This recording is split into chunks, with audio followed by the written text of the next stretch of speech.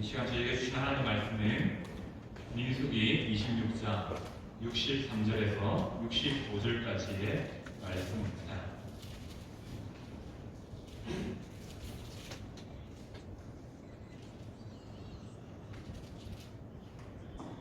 민수기 26장 63절에서 65절까지의 말씀을 제가 봉독하겠습니다. 이는 모세와 제사장 엘르아살이 계수한 자라. 그들이 여리고 맞은편 요단과 모압 평지에서 이스라엘 자손을 계수한 중에는 모세와 제사장 아론이 시내 광야에서 계수한 이스라엘 자손은 한 사람도 들지 못하였으니, 이는 여호와께서 그들에게 대하여 말씀하시기를 그들이 반드시 광야에서 죽으리라 하셨음이라.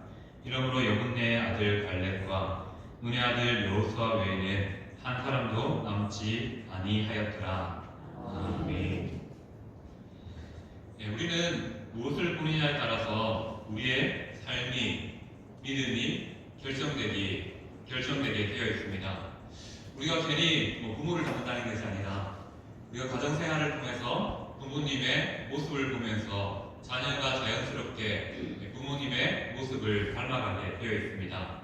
그리고 우리가 세상을 살면서 또 무엇을 바라보느냐에 따라서 그것을 추구하며 그것을 닮아가는 것이 우리의 삶임을 고백합니다. 그래서 우리가 참 보는 게 중요합니다. 우리 요즘 시대는 보는 것에 유혹이 참 강한 시대입니다. 핸드폰만 켜도요, 강한 자극이 있는 짧은 영상들이 즐비합니다. 그래서 차라리 그 짧은 영상 하나가 나의 삶에 더 큰 영향력을 끼칠 때가 많다는 거죠. 우리가 설교 한 편을 통하여서 읽는 말씀 한 장을 통하여서 영향받고 또 변화되어야 되는데, 의외로 세상이 보여주는 그 짧은 자극적인 것들을 통해서 우리가 영향받는 것이 우리의 삶임을 또 바라보게 됩니다. 그래서 성도에게는 참 중요한 일이 있습니다. 뭐냐면 무엇을 보느냐가 참 중요한 것 같습니다. 한 주간 성도님들은 무엇을 보면서 살아오셨습니까? 나의 현실 속에 안 되고 안 풀리고 원망되는 일들을 바라보셨습니까? 아니면 그럼에도 불구하고 또 하나님을 바라보셨습니까?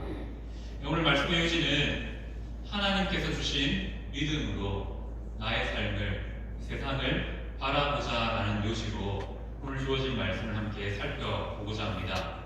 자, 오늘 말씀은 출애굽, 이스라엘의 출애굽이죠. 그 출애굽한 1세대가 모두 죽고 이제 가나안 땅으로 들어가는 이스라엘 백성들이 인구 조사를 했던 그런 말씀의 마지막 부분에 있는 말씀입니다. 출애굽한 이스라엘 백성들이 출애굽하고 시내 광야에 들어서면서 첫 번째 인구 조사를 했습니다. 얼마나 많은 이스라엘 백성들이 이집트로부터 구원받았는지 일일이 지파별로 계수했죠. 그 계수는 제사장 아론에 의해서 함께 계수되었습니다. 하지만 오늘 말씀에서는 두 번째 계수는 그 이스라엘 백성들이 1세대가 죽고 이제 광야 생활을 끝내 가나안 땅으로 들어갈 2세대가 엘르아살 제사장과 함께 이스라엘 백성의 계수를 하게 됩니다. 오늘 말씀을 통해서 짧은 말씀이지만 이 말씀 속에는 이런 내용들이 담겨 있습니다. 바로 하나님의 심판이 분명하고 확실하게 이루어졌다는 사실입니다. 하나님은 이스라엘 백성들이 출애굽 여정 가운데 불만과 불평을 토로하는 모습을 보면서 그들을 향하여서 벌을 내리셨죠. 너희는 하나님이 약속한 땅에 들어가지 못할 것이다라는 그런 심판을 내리셨습니다. 그 심판의 결과로 이스라엘 백성들은 짧은 거리였지만 광야에서 40년간을 방황하면서 지내게 되는 안타까운 벌을 받게 되었습니다. 그리고 그 시간들이 지난 이후 이제 이스라엘 백성의 1세대가 죽고 이제 2세대가 새로운 세대가 광야에서 세워지게 되었습니다. 하나님은 그러한 2세대 이스라엘 백성들을 향하여서 이제 가나안 땅으로 들어갈 거기 때문에 그 땅에서 어떻게 살아야 될지 그러한 것들을 알려주시기 위하여서 오늘 말씀에 내용들을 우리에게 주셨습니다. 특별히 오늘 말씀은 하나님의 약속, 하나님의 말씀, 하나님의 맹세는 결코 한 번도 실패한 적이 없고 절대로 실패하지 않는 것을 보여줍니다. 어떻게요? 이스라엘 백성들을 벌하셨던 그 내용이 바로 가나안 땅을 들어가는 이스라엘에게 이루어진 것을 보게 됩니다. 그런데 오늘 말씀을 보면 그럼에도 불구하고 하나님이 내리신 심판을 피한 두 사람이 등장합니다. 누굽니까? 바로 우리가 잘 알고 있는 갈렙과 여호수아라는 두 인물이 등장합니다. 그들은 출애굽도 눈으로 보고 하였고요. 가나안 땅도 직접 자신의 눈으로 볼 수 있는 하나님의 은혜를 입었습니다.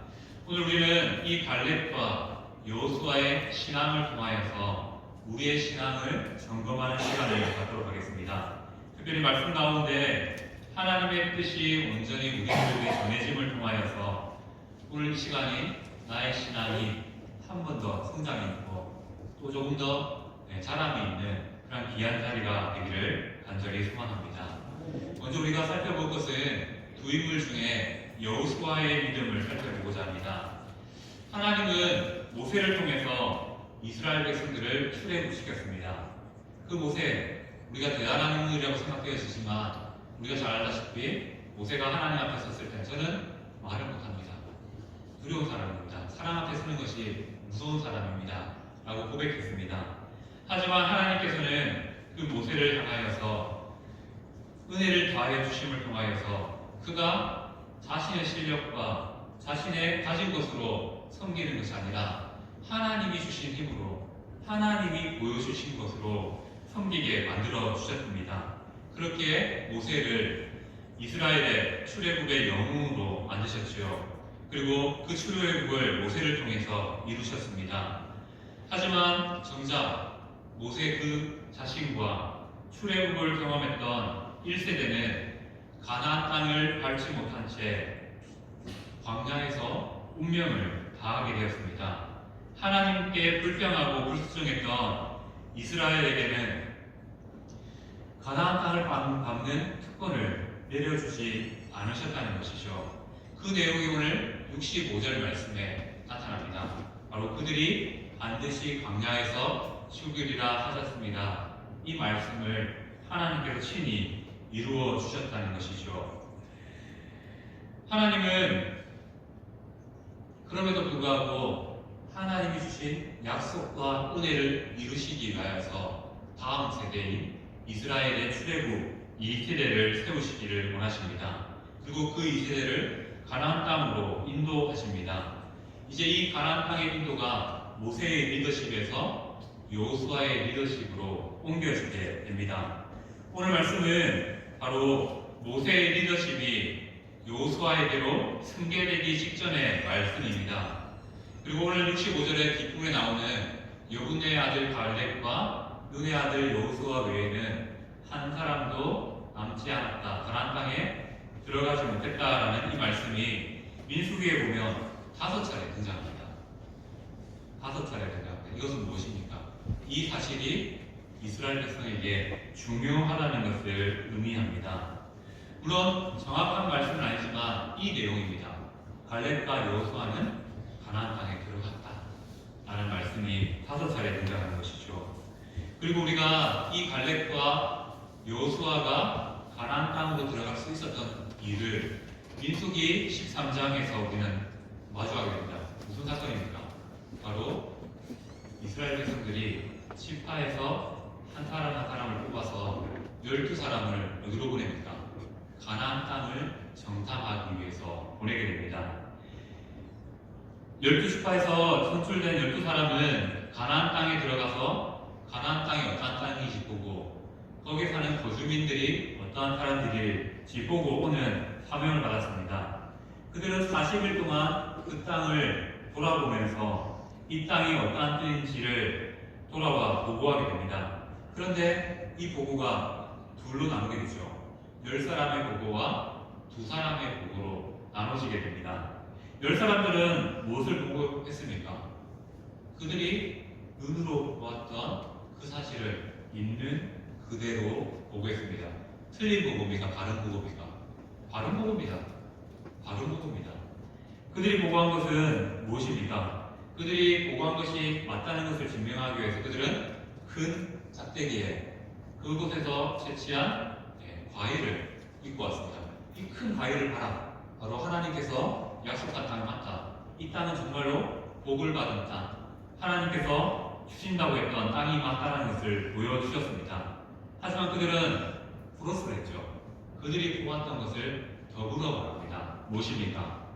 그 땅 거주민은 강하고 서급은 견고하고 클 뿐만 아니라 거기에 있는 사람들의 몸짓, 아람 자손은 몸집이 크다 했다. 그래서 우리가 가면 질 거다. 우리가 가면 결코 그들의 땅을 빼앗을 수 없다라는 사실을 보고했습니다. 있는 사실 그대로를 보고했기에 그들의 보고는 틀린 것이 아닙니다. 하지만 이 열 사람과 다른 보고를 했던 두 사람이 등장합니다. 바로 갈렙과 여호수아의 보고였지요. 이 둘의 보고는 13장 30절에 나오는 말씀으로 보고하고 있습니다. 바로 어떻게 보고하고 있습니까? 우리가 곧 올라가서 그 땅을 취하자 능히 이기리라 라는 그런 말씀과 함께 그들의 보고를 하게 됩니다. 두 사람은 좀 달랐던 것 같습니다. 열 사람은 분명히 같은 것을 보았지만 그들은 그 땅에서 보지 못한 게 있었습니다. 하지만 두 사람은 같은 것을 보았지만 보았던 것이 있습니다. 무엇입니까? 바로 하나님의 약속을 보았습니다.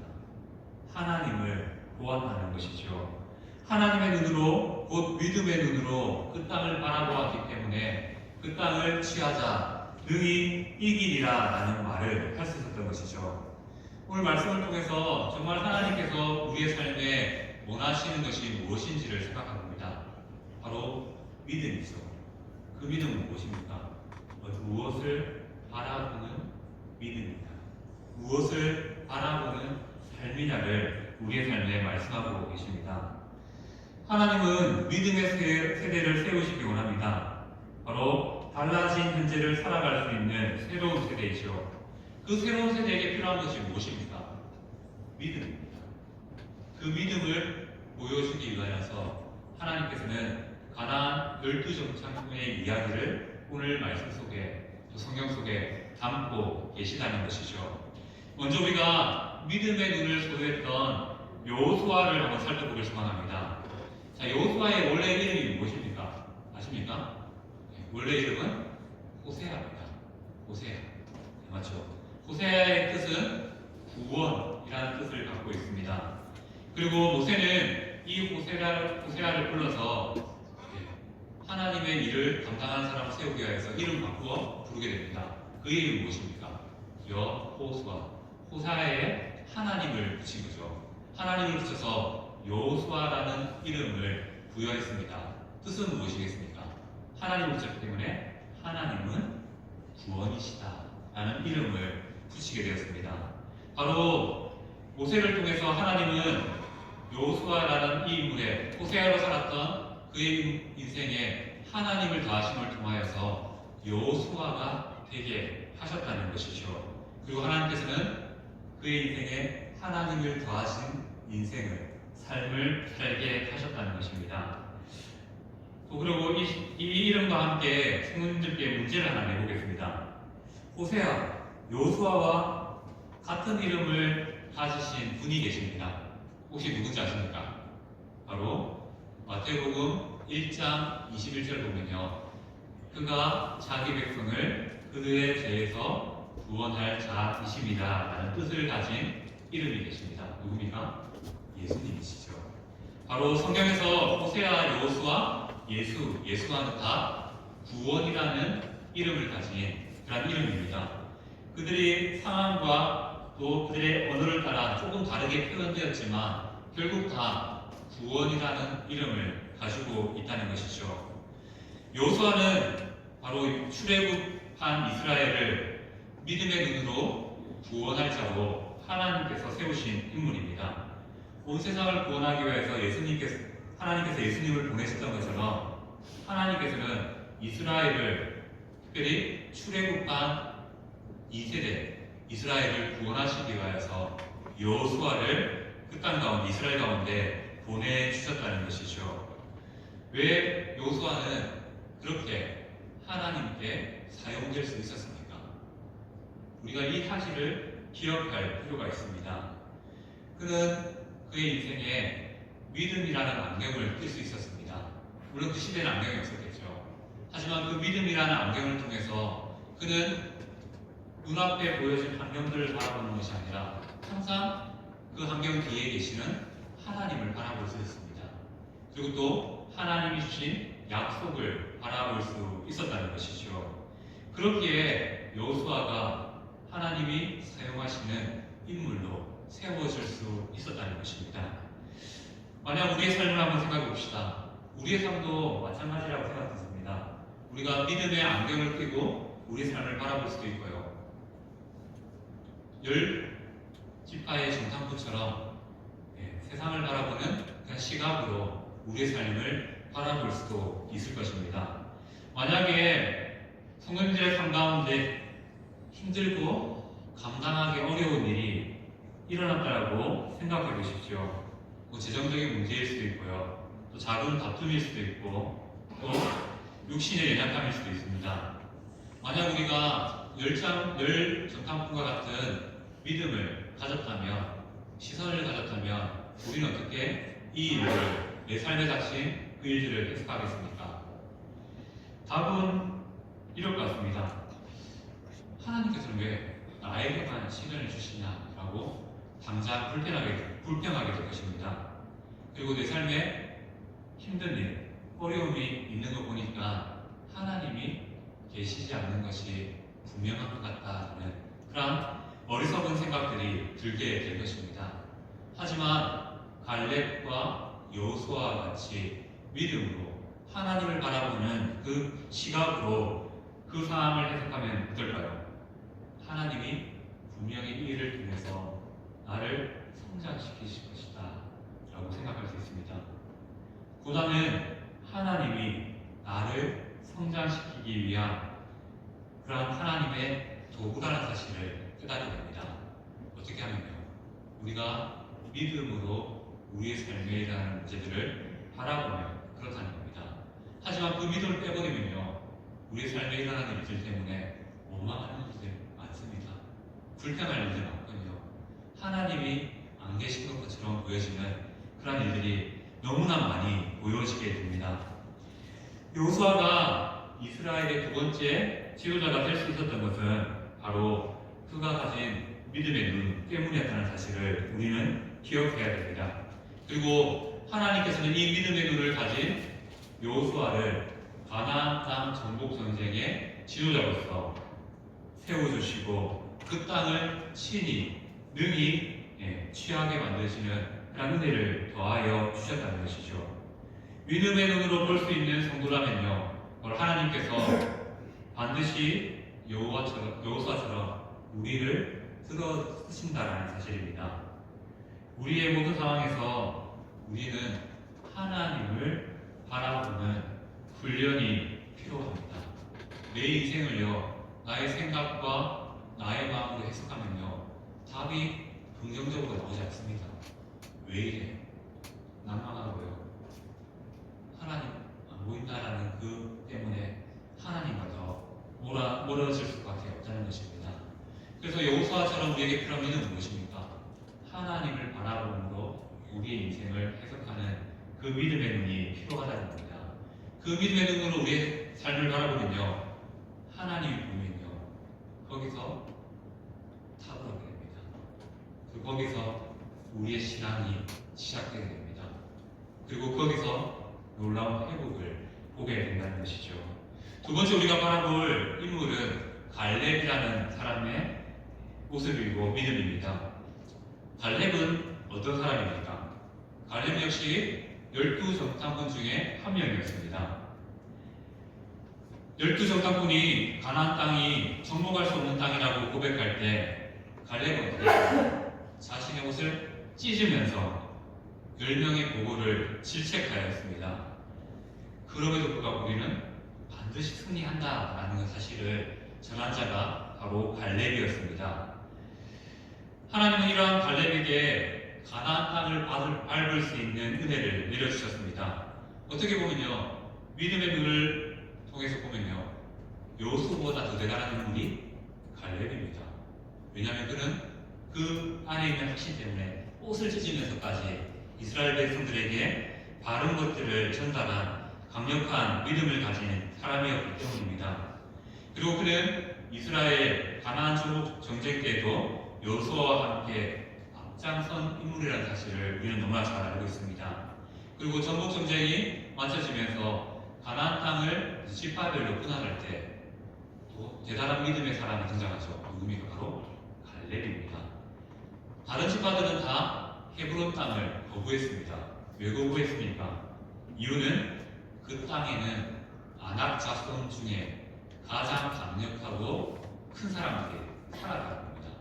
그래서 정통꾼이 고백했던 것처럼 그 땅에는 아낙 자손이 살아서 우리가 능히 이길 수 없다라고 고백했던 것처럼 다른 지파들은 여전히 하나님을 바라보지 못한 채 그 땅에 있는 아낙 자손을 바라봤습니다. 그런데 이때 나이 많았던 갈렙은 어떻게 말합니까? 여호수아 14장 12절 말씀이죠. 바로 우리가 잘 아는 그럼에도 불구하고 이 산지를 내게 주소서라고 믿음으로 고백하게 됩니다. 그 땅이 비록 아랍 사람이 있는 크고 견고한 성이지만 하나님께서 나와 함께 하시기 때문에 내가 반드시 그들을 쫓아낼 것입니다 라고 말하는 믿음을 보인 사람이 바로 갈렙이라는 것이죠. 우리는 이러한 갈렙처럼 현실을 바라볼 수 있는 믿음의 눈이 필요하다는 것입니다. 우리는 늘 현실을 바라보고 상황을 바라보고 현재를 바라보고 나의 모습을 바라봅니다. 꼭 봐야 될 하나님은 바라보지 못한 채 내 눈앞에 펼쳐진 것만 보게 된다는 것이죠. 한 예를 한번 생각해 봅시다. 우리가 잘 아는 2007년도에 우리 샘물교회를 중심으로 일어났던 사건을 기억하실 것입니다. 아프간에 샘물교회가 선교를 위해서 사람들을 보냈었죠. 그런데 원치 않은 일이 일어나게 됐습니다. 그래서 그들이 잡히게 되었고 또 그 이후에 많은 일들이 일어났음을 잘 알고 있습니다. 우리가 10사람의 정탐꾼의 심정으로 이 사건을 바라보면 우리는 이렇게 말할 수 있을 것입니다. 나라에서 가지 말라고 해서 가갖고 난리를 치더니 그런 일을 당했다. 사서 왜 고생하노? 한국에서도 하나님 위해서 할 수 있는 일이 참 많을 건데 참 어리석다. 죽음을 담보로 외국 나가서 말씀을 전하냐? 이런 식으로 해석할 수 있습니다. 하지만 갈렙의 눈으로 여호수아가 가졌던 그 믿음의 시선으로 이 사건을 바라보면 어떻게 말할 수 있겠습니까? 이들의 사역 가운데 분명히 안타까운 일이 발생했고 누군가는 또 생명을 다하는 일도 발생했습니다. 하지만 믿음의 눈으로 보면요, 분명히 하나님께서 아프간을 통하여서 하나님이 이루실 일이 있음을 보게 됩니다. 그리고 그 땅 가운데 하나님의 사랑이 있음을 보게 된다는 것이죠. 그래서 하나님께서는 이들의 수고와 이들의 죽음을 값지게 사용하실 것이라는 그런 믿음의 눈으로 볼 수 있다는 것입니다. 우리가 분명히 이 사건에 대해서 왈가왈부가 많습니다. 사람들마다 교회에서도 이렇게 긍정적으로 해석하는 사람이 있는가 하면 부정적으로 해석하는 사람도 있습니다. 하지만 이 사건을 우리가 여호수아와 갈렙의 눈으로 보면요, 배형교 목사님이었죠. 그의 죽음이 계단 죽음이 아니었다는 것을 알 수 있습니다. 왜 그렇습니까? 한국 교회 역사도 생각해보면 아실 겁니다. 이 땅에 복음을 전하러 왔던 첫 번째 선교사라고 불리는 토마스 선교사님, 이 땅 밟았습니까? 밟자마자 목이 베어 벌어졌습니다. 하지만 그 대동강변에 했던 그 피해, 순교의 피해 값이 지금 한국 교회를 이루었습니다. 그와 마찬가지로 아픔가를 향한 배영계 목사님의 그 피는, 순교의 피는요, 그 땅을 변화시키는 하나님의 놀라운 계기, 피해가 될 수 있습니다. 실제로 우리 배영교 선교사님이 순교하신 이후에 가장 큰 변화는요, 그의 가족들이 변했습니다. 아버지, 제주도에 계신 아버지 배우준 장로님이 그의 삶이 완전히 달라졌습니다. 선교에 전혀 관심 없던 그 장로님이 선교에 대해서 기도하며 날마다 울부짖는 그러한 삶으로 변화되었습니다. 또 그의 형 장로님도 마찬가지죠. 그리고 이 배영교 선교사님의 사건 이후에 샘물교회와 주변의 많은 교회의 연합을 통해서 한 단체가 만들어졌습니다. 이란에서 아프간 난민을 위해서 사역하는 심서 사역을 하는 그러한 사역단체가 만들어졌습니다. 무엇입니까? 아프간의 위협을 피해서 온 사람들에게 실제적으로 복음이 전해지고 있고요. 그들이 죽게도 돌아오는 일들이 지금 일어나고 있습니다. 한 사람의 죽음이 우리가 믿음의 눈을 빼면요, 참 어리석고 참 안 된 죽음이 됩니다. 하지만 우리가 믿음의 눈으로 바라보게 되면요, 그 속에 하나님의 계획과 뜻을 보게 됩니다. 바로 하나님께서 오늘 말씀을 통해서 원하시는 것이 이겁니다. 10사람의 정탐꾼이 믿음 없는 사람이었나요? 아닙니다. 지파에서 가장 믿음 좋은 사람들을 뽑아 나왔습니다. 그들도 같은 하나님을 섬기는 사람들이었습니다. 하지만 그들은 믿음의 눈, 하나님을 통해서 그 땅을 바라보지 못했습니다. 단지 내게 주신 눈으로 그 땅을 바라보았다는 것이죠. 그렇기 때문에 돌아와서 부정적인 말을 통해서 오히려 백성들을 혼란스럽게 만드는 일들을 행하게 되었습니다. 하지만 갈렙과 여호수아는 달랐지요. 그들은 열 정탐꾼이 보지 못하던 것을 보았습니다. 무엇을 보았습니까? 하나님의 약속을 보았고요. 하나님을 보았습니다. 바로 보지 못하는 하나님을 바라보는 믿음의 눈이 있었다는 것이죠. 그렇게 그 두 사람은 그 상황을 뛰어넘는 그런 놀라운 믿음을 보일 수 있었다는 것이죠. 우리가 기억할 것은 이것입니다. 우리 상황 가운데, 우리가 닥쳐진 어려움과 문제 가운데 그 문제만 보이면요, 결국 우리는 그 자리에서 쓰러지고 좌절할 수밖에 없습니다. 왜요? 그 일이 너무 커요. 내가 너무 아파요. 내가 너무 상처에 입었습니다. 도무지 답이 보이지 않습니다. 내 인생은 왜 이렇게 어려울까 하는 생각이 듭니다. 상황을 보면 그렇죠. 하나님께서 우리에게 원하시는 믿음은 무엇입니까? 그런 상황 가운데서 내게 이해되지 않는 그 일들 가운데서 하나님을 바라보라고 말씀하십니다. 우리가 기억할 것은요, 모든 상황 가운데서 하나님이 보이면요, 길이 나타납니다.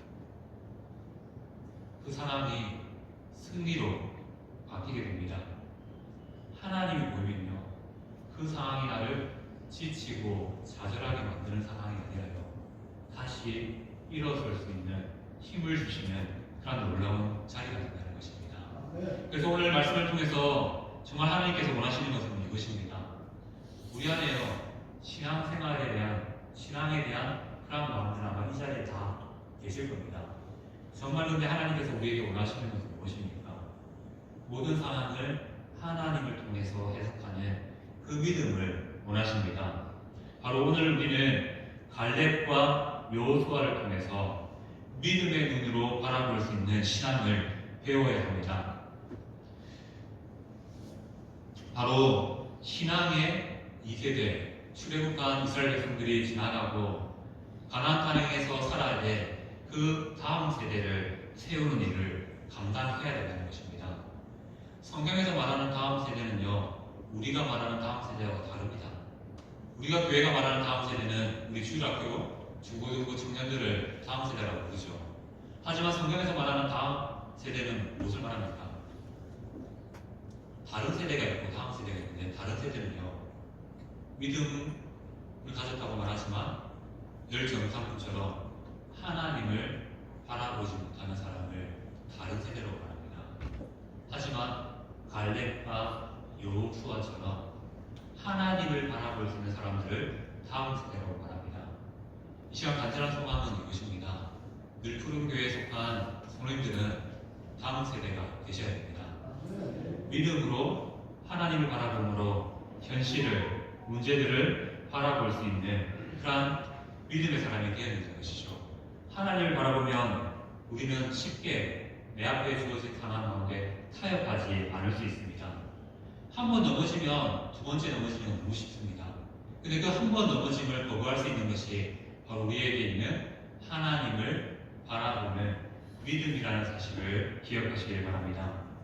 우리는 교회에 일어나는 많은 일들을 통해서 우리가 여러 가지 일들을 해석할 수 있습니다. 무엇이냐면요, 바로 교회가 하는 일들에 대한 해석입니다. 우리는 가끔 구제하고 전도하고 성경하는 것이 교회의 당연한 일이라고 생각하지만 우리가 믿음을 빼버리면요, 어떤 일이 일어납니까? 한 영혼이 안 보이고요, 얼마나 돈을 썼느냐, 얼마나 성과가 나타나느냐, 얼마나 결과가 나타나느냐 보게 됩니다. 하나님께서 정말 원하시는 것은 한 영혼을 바라보는 귀한 마음, 하나님을 바라보는 귀한 마음인데 그렇게 생각하기 쉽다는 것이죠. 자, 우리가 잘 아는 고구마 전도왕 누굽니까? 김기동 집사님이었다가 이제 목사님이 되셨죠. 그분이 늘 전도에 대한 그러한 강의를 하시면서 강조했던 중에 하나가 뭐냐면요, 한 사람이 100만 원을 투자해서 그 사람이 교회에 나와서 신앙생활을 하게 된다면 그 100만 원을 쓸 수 있는 것이 교회가 되어야 된다, 우리의 삶이 되어야 된다 라고 말했습니다. 무엇입니까? 한 사람이 돈보다 중요하다는 것이고요, 한 영혼이 더 중요하다는 것입니다. 바로 우리가 떠야 될 분이 무엇입니까? 그 하나님을 바라보는 그 시각이, 눈이 떠야 된다는 것입니다. 우리가요, 우리의 시선으로 바라보면 전도한다고 될까? 라는 생각이 듭니다. 하지만 믿음의 눈으로 바라보면요, 내가 아니면 전도할 사람이 있겠냐는 생각과 함께 그에게 복음을 전하게 됩니다. 우리가 열 사람의 시각으로 바라보면요, 이미 장로님도 기도하시고 부사님도 기도하시고 목사님도 기도하시는데 내까지 기도할 필요가 있겠냐 라는 생각이 듭니다. 하지만 하나님을 바라보는 그 시선을 바라보면요, 내가 있어야 될 자리가 기도의 자리라는 사실을 깨닫게 됩니다.